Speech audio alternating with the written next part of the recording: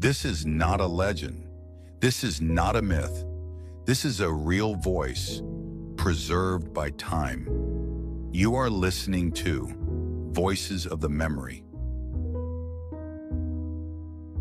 I was sitting in the family room, watching TV, when my son-in-law walked in and switched it off without a word. "Go to your room, old woman," he said. "This living room is mine now." My daughter stood behind him, eyes lowered, gripping her shopping bags like they might keep her grounded. She didn't say a word. I stood up slowly. I didn't argue. I didn't cry. I picked up my keys and walked out of the house I legally owned. The next morning, a man in a crisp suit rang the doorbell.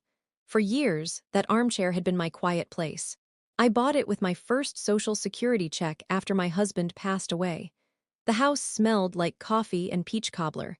It was the only time of day when I belonged to myself, until Derek decided I didn't. He moved through my home like a conqueror. The couch, the TV, the bills, everything felt like his. And my daughter, Lena, shrank beside him, apologizing with her silence. That night when he sent me to my room, something inside me finally settled. Not anger, not heartbreak, clarity. I worked with deeds and property records for 35 years. I knew one thing very well: words fade. Documents don't. The house was mine. Every page proved it, so I left. From a hotel room downtown, I made one phone call. By morning, legal notices were prepared. No lease, no rent. 4 years of temporary living officially ended. When the papers were served, the shouting began. I didn't hear it. I was busy reclaiming my life. Utilities were suspended, credit cards frozen. Not out of cruelty, but because boundaries only work when enforced. When my daughter finally confronted me, she called it humiliation. I called it order. "This isn't revenge," I told her calmly.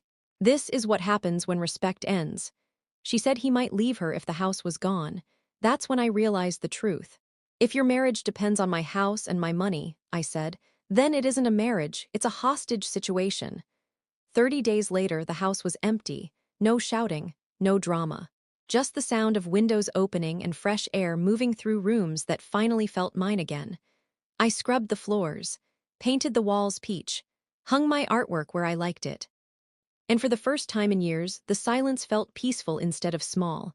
My daughter came back weeks later, not as a tenant, not as someone hiding behind someone else, as a guest. She had her own place, her own job, her own voice. "I didn't realize how quiet I'd become," she said. I poured the tea. "Hearing yourself again," I replied, "is adulthood."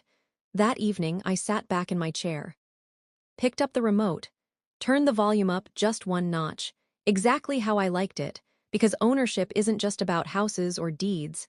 It's about choosing your silence, your space, and never being told to disappear in your own home again.